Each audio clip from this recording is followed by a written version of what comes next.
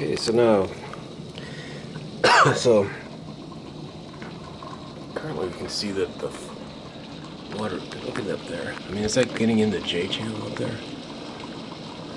Can't be good. Maybe I should put some duct tape up there.